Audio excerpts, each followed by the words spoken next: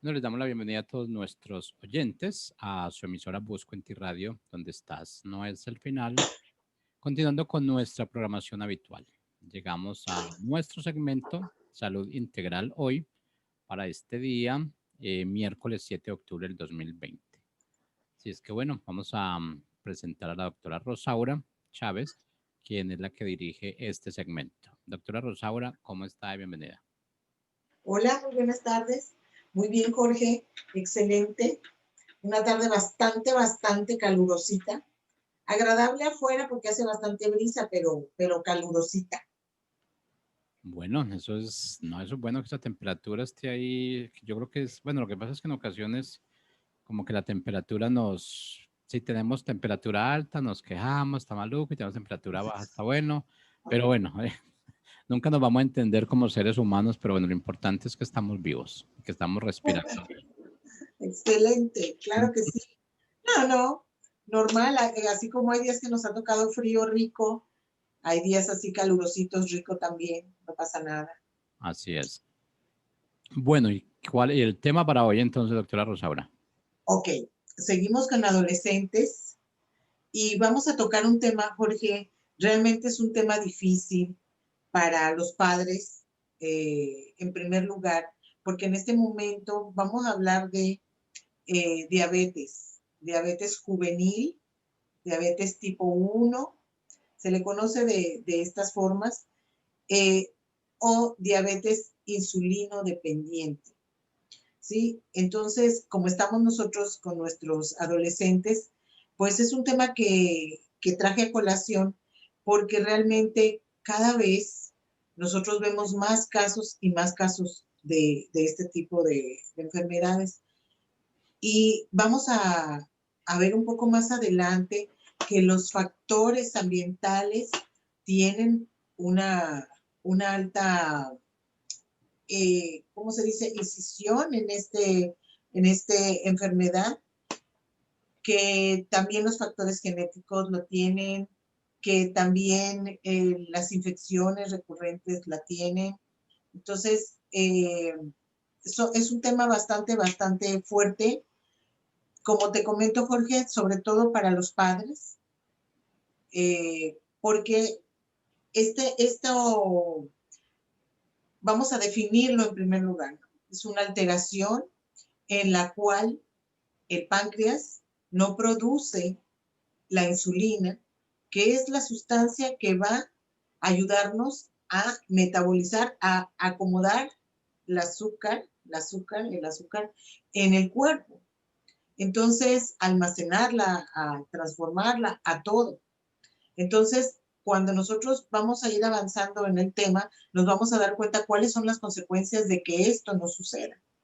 Entonces, yo no sé realmente la incidencia en Colombia, pero en México es uno de los países que tiene un grado altísimo, por ejemplo, de obesidad infantil.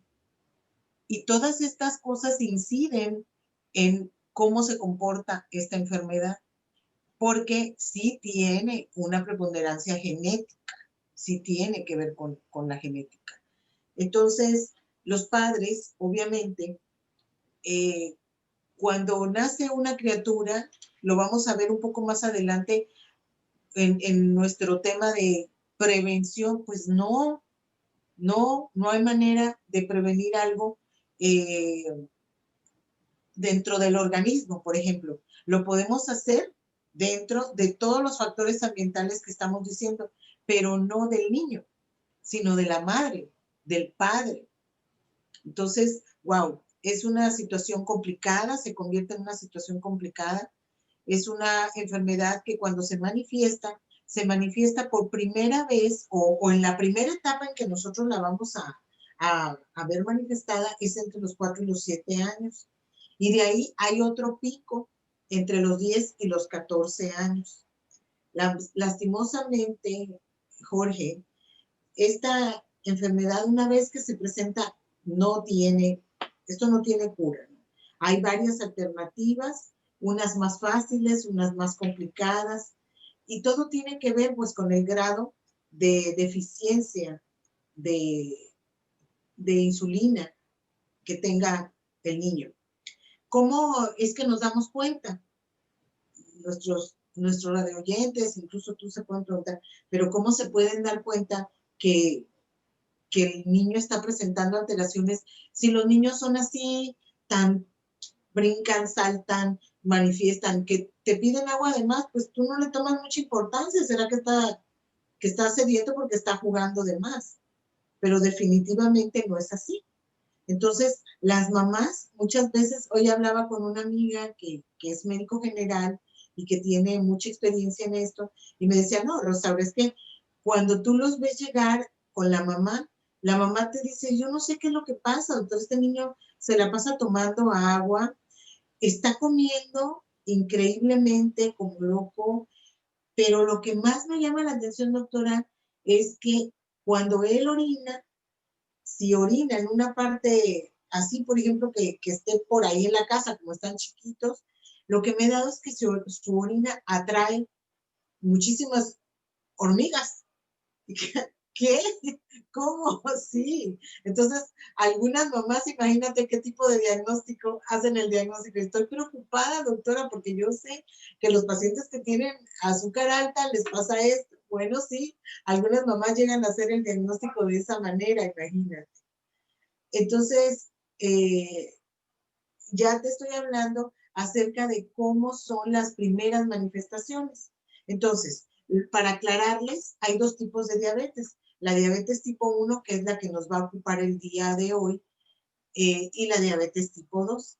La diabetes tipo 1 es, bueno, mencionan que la causa es una situación inmunológica. ¿Y qué sucede? Que el organismo no reconoce las células beta que están arraigadas, están en los islotes de Langerhans, que están en el páncreas, y van y los atacan estas células y las matan. Entonces resulta que estas son las células que están produciendo la insulina.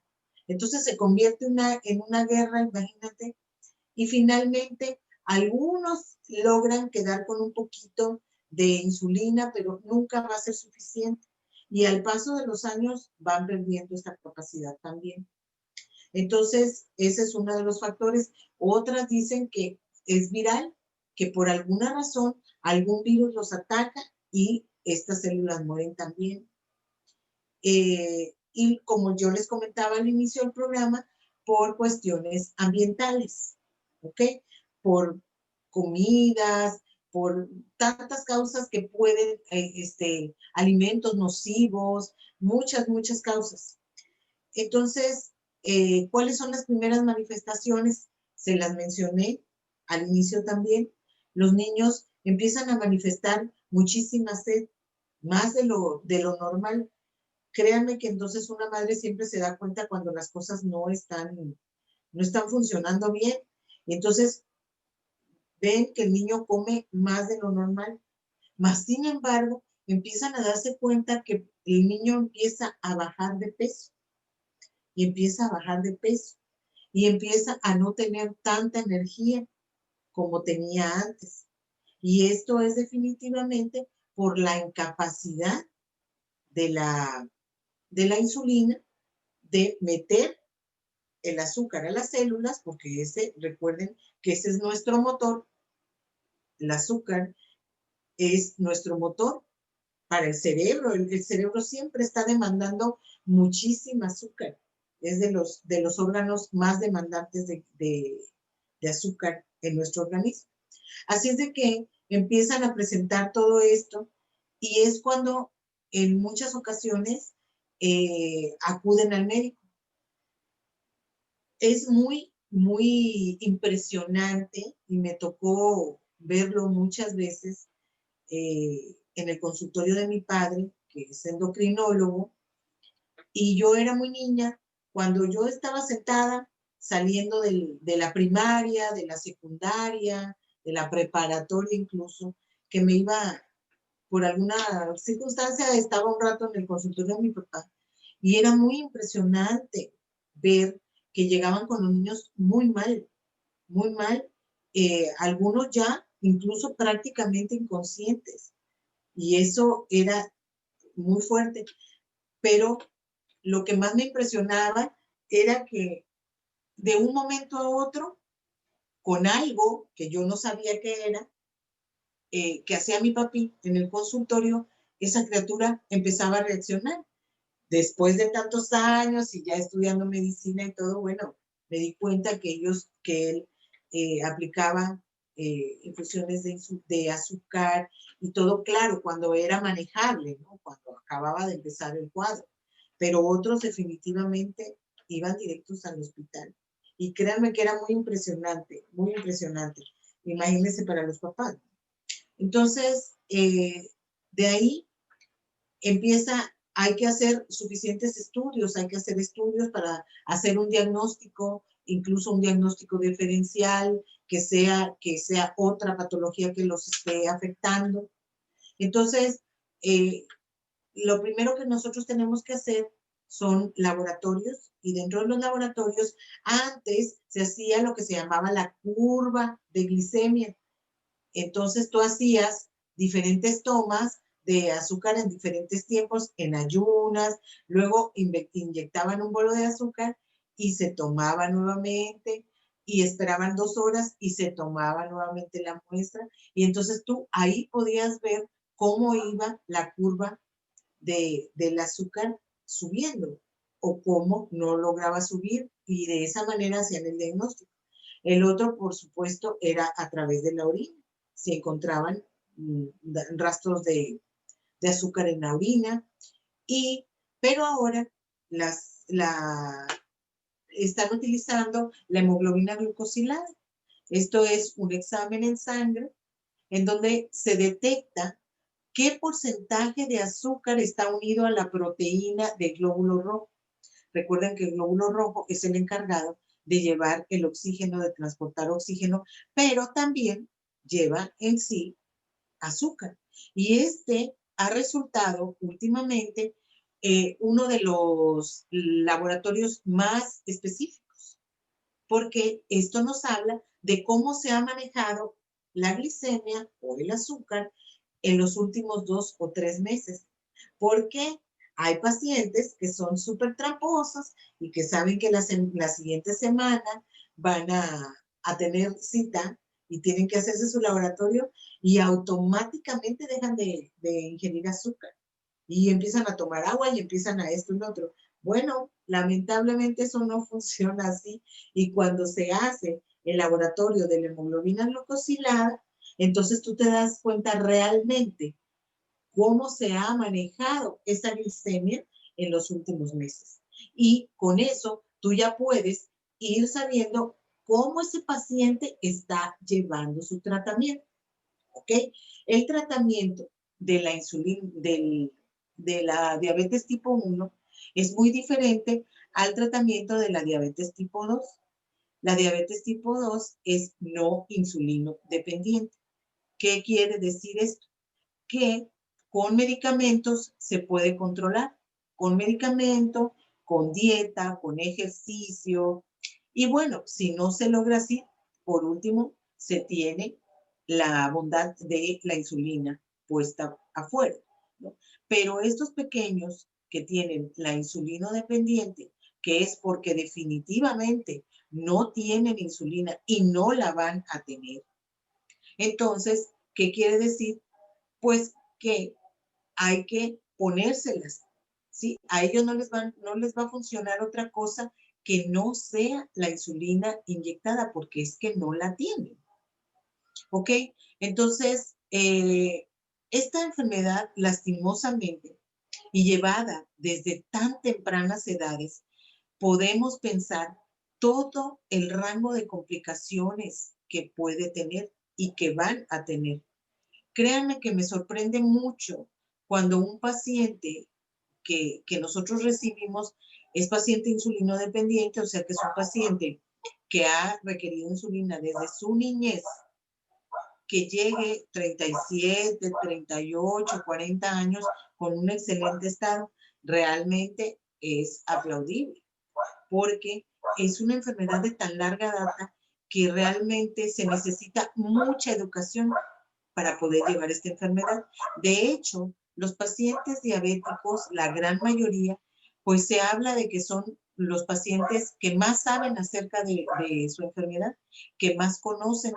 Muchos de ellos sí se instruyen, leen, buscan, sobre todo últimamente que la tecnología es como más accesible y empiezan a buscar alternativas para dieta y empiezan a buscar ejercicios propios, empiezan a buscar alternativas de tratamiento incluso.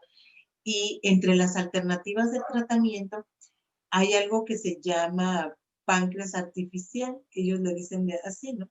Y es un dispositivo que se coloca en el cuerpo y que está liberando más o menos cada 5 minutos una pequeña dosis de insulina. Y eso se lleva y se controla y se maneja y eso ha funcionado muy bien.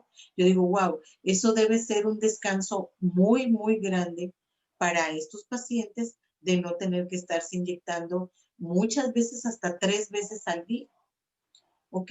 Entonces, el tratamiento, bueno, antes que todo, las complicaciones de las que les hablo, si nosotros empezamos como me gusta a mí, de arriba para abajo, vamos a encontrar en muchas ocasiones un deterioro muy importante de la visión, ¿sí? No tiene mucho que ver con el olfato, no tiene mucho que ver con el gusto, pero dentro del macizo facial, lo que primero más vemos afectados son los ojos. Entonces tienen visión borrosa. Entonces, por ejemplo, cuando ya es de más tiempo, aparecen las cataratas que impiden que ellos tengan una adecuada visión y que son secundarias a las constantes desequilibrios en la glicemia del paciente. ¿Ok? De ahí, por ejemplo, las enfermedades cardiovasculares también, porque recuerden que como el azúcar es la que comanda en muchas cosas, entonces si los vasitos que están nutriendo, que están llevando sangre al corazón, a los pulmones, a los riñones, al intestino, al estómago, incluso a los músculos, a los propios nervios, están afectados, entonces si los nervios no están bien nutridos, si no llevan suficiente, si los músculos tienen mucho más azúcar de la que necesitan, todo eso empieza a afectar, a deteriorar nuestro sistema circulatorio y nuestro sistema neurológico. Entonces, el corazón, esos vasos empiezan a hacerse rígidos, empiezan a perder elasticidad, entonces sobrevienen hipertensión arterial, sobrevienen infartos. ¿Por qué? Porque como les digo, esas capitas son duras y, y se acumulan además, se acumulan triglicéridos, o sea, no triglicéridos, sino las placas de ateroma. Entonces, todo esto hace que esas paredes sean más rígidas. Finalmente, por ejemplo, generalmente tienen siempre náusea, llegan a tener vómito por lo mismo, porque su sistema nervioso no está vaciando adecuadamente el intestino, porque no está dándole el tono al estómago que tiene que tener. Entonces, cuando se trata de riñones, lo mismo, afecta las arterias renales, afecta los vaciamientos, afecta todo lo que es el sistema renal y el sistema nervioso, Entonces, las piernas, que es lo que generalmente es lo que más duele, empiezan a tener la llamada neuropatía diabética. Entonces, ¿qué sucede? Lo más peligroso en esto es que los pacientes pierden la sensibilidad de sus extremidades y especialmente de sus extremidades inferiores y en específico de los pies. Entonces son pacientes que muy frecuentemente se les encuentran úlceras o se cortan y no se dan cuenta, o se empiezan a hacer infecciones muy grandes. Pero bueno, afortunadamente en los niños, que es lo que nos está ocupando el día de hoy, no se ven todavía ese grado de complicación.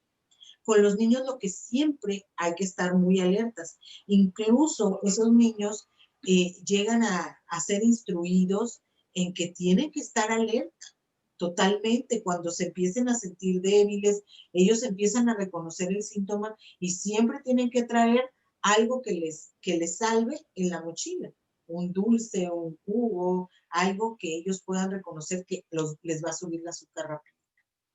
Eso dentro de las complicaciones, ¿no? Por órganos. Y por último, el tratamiento en estos pacientes siempre va a ser insulina. Si hablamos de insulina, vamos a saber que tenemos 4 tipos. La insulina lenta, la insulina regular, la insulina intermedia y la insulina de acción prolongada. Entonces, esto se convierte en un juego en el que el endocrinólogo, que es el ideal para manejar a todas estas personas, tanto niños como adultos, tiene que jugar con esas dosis, cuánto le corresponde de acuerdo a la ingesta calórica en la mañana, si hay que ponerle algo de rescate a media mañana o en la tarde o en la noche. Entonces, por eso les comento que estos pacientes llegan a ser tan instruidos en su enfermedad que se dan cuenta enseguida qué es lo que hay que hacer, ¿no? La siguiente fase de tratamiento es que ellos deben hacer ejercicio constantemente, porque el simple golpeteo de los pies, por ejemplo, al caminar, pero en una caminata por ejercicio, no en una caminata por estar en la casa subiendo y bajando, no. En una caminata constante, que es la que funciona, que no pierda el ritmo, que no pierda la velocidad, aunque sea media hora diaria, pero con el mismo ritmo y velocidad. Entonces, ese golpeteo de los talones hace que el azúcar no se pegue tanto en los músculos, en los nervios, sino que la circulación vaya de una mejor manera y no se acumule, ¿ok? Y por lo tanto no empiecen a haber neuropatías o problemas musculares o mucho menos esta complicación tan seria que es el pie diabético. Los riñones se llegan a afectar bastante, la nefropatía diabética es realmente muy severa, porque ustedes saben que es un órgano tan importante, realmente es el órgano que nos ayuda a depurar esa cantidad de azúcar. Por eso es que se le tiene que poner tanto énfasis al cuidado del riñón, a que siempre estén tomando suficiente agua para que no se acumule el azúcar, a que siempre no aguanten las ganas de orinar y a que hagan sus ejercicios como les comentaba. El pronóstico realmente siempre va a ser muy reservado. Hemos visto diabéticos juveniles que llegan a la adultez sin ningún problema. Bueno, con los problemas propios, ¿no? De cargar con esto durante toda la vida, pero hay muchos que no lo logran y que en periodos de adolescencia o la adultez temprana quedan. Definitivamente es muy difícil esta enfermedad.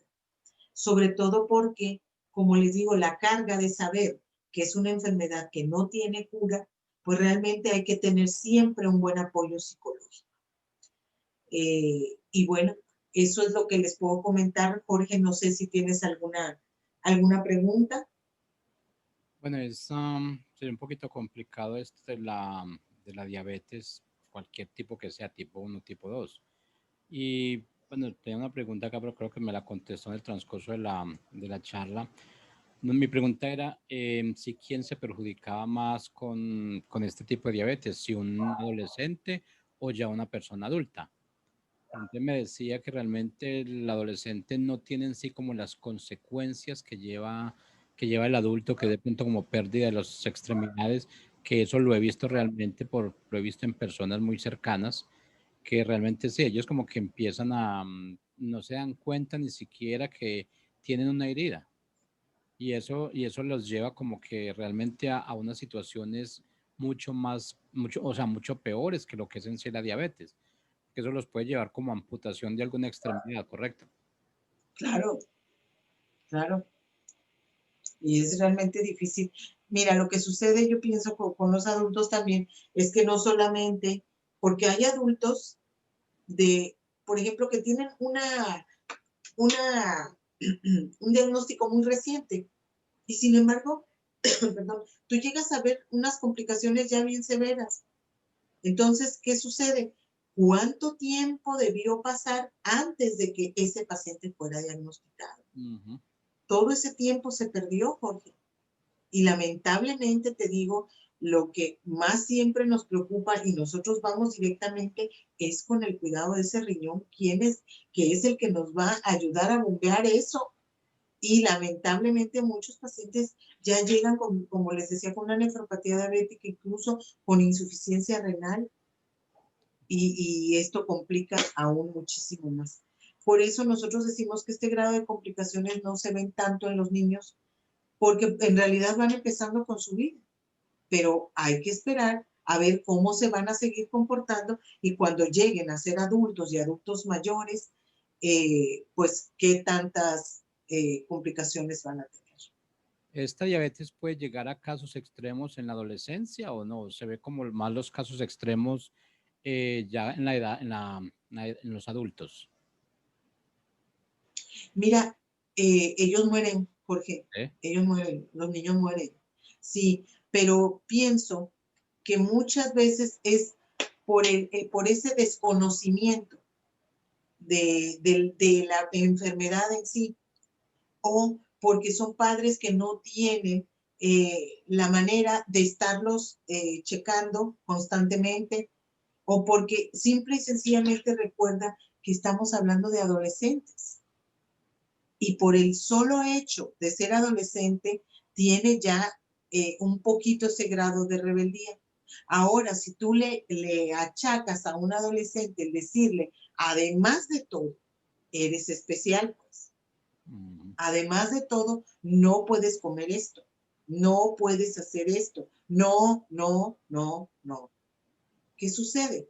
Muchos de ellos enfocan su frustración a ser diferentes en hacer exactamente lo contrario. Y muchos desafortunadamente quedan en ese juego, Sí, lamentablemente.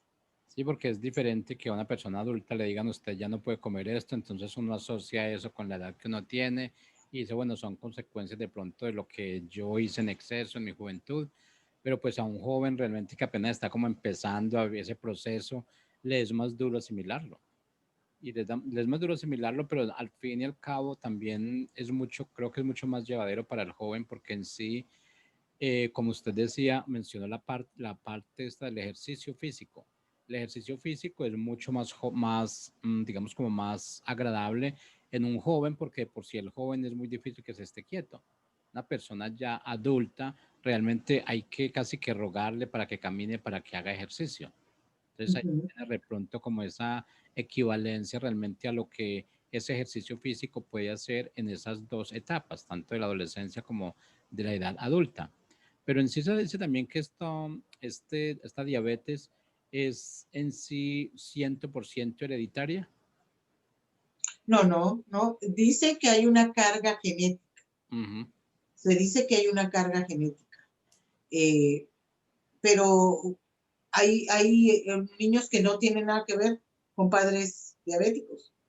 Mas, sin embargo, su sistema inmunológico reaccionó así y acabó con todas estas células beta del páncreas Mm. y ha evolucionado con ese tipo de diabetes. Pero sí tiene una incidencia de una carga genética, pero puede no ser, en algunos pacientes no tener que ver con la genética. O sea, no se puede decir que si los padres son digamos, diabéticos, no se puede asegurar que el hijo va a ser diabético.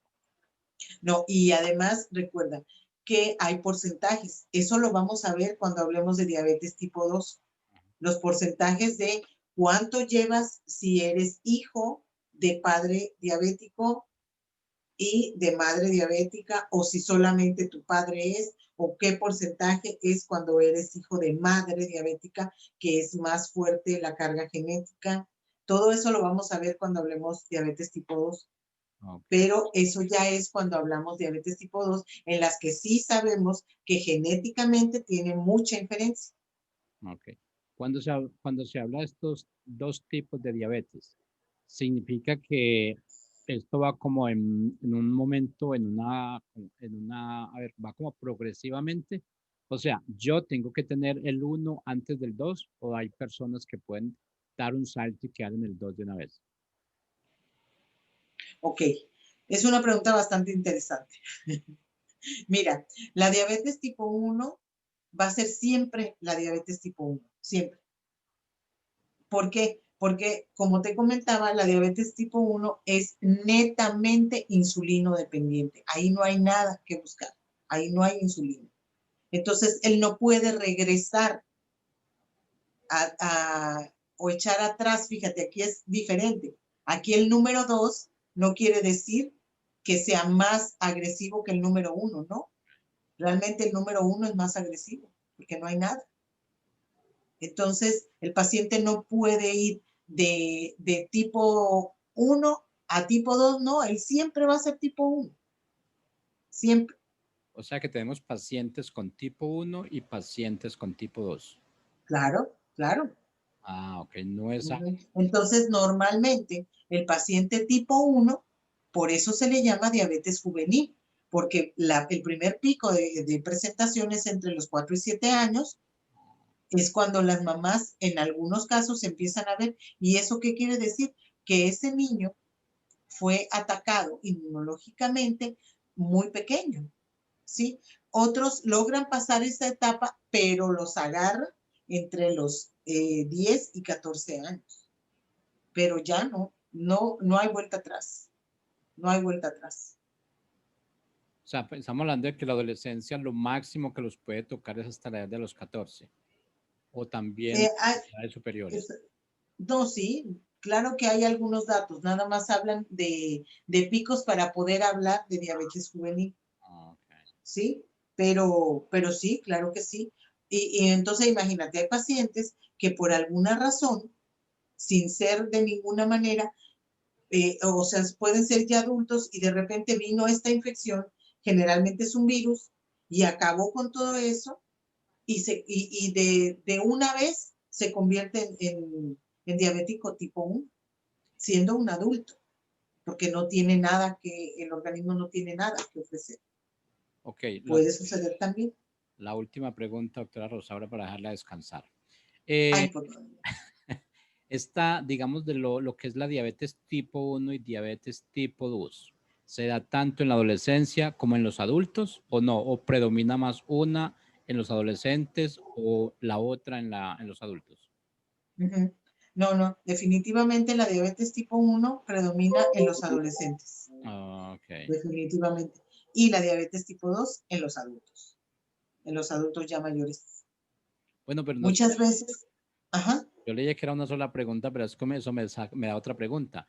Pero no sería como Ay, contradictorio, no sería como contradictorio que estamos hablando que la diabetes tipo 1 es como más fuerte que la 2, pero la 2 le da al adulto y la 1 le da al joven, al adolescente realmente. ¿No es eso como algo contradictorio? ¿No debería ser a la inversa? no, o sea, yo digo que es más severo Ajá, el cuadro tipo 1, ajá. precisamente por lo que comentábamos que van directamente al uso de insulina. Ahí no hay pastilla, ahí no hay nada.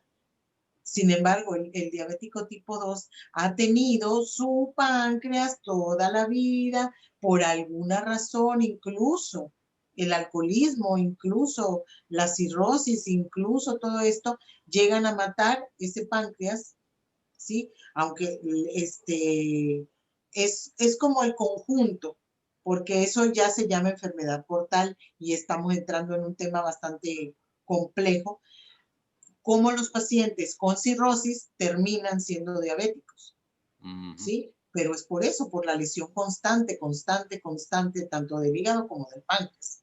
Ah, Entonces son ellos mismos los que destruyen su páncreas y se acabó la insulina. Y ahora de aquí en adelante es diabético. Así es de que el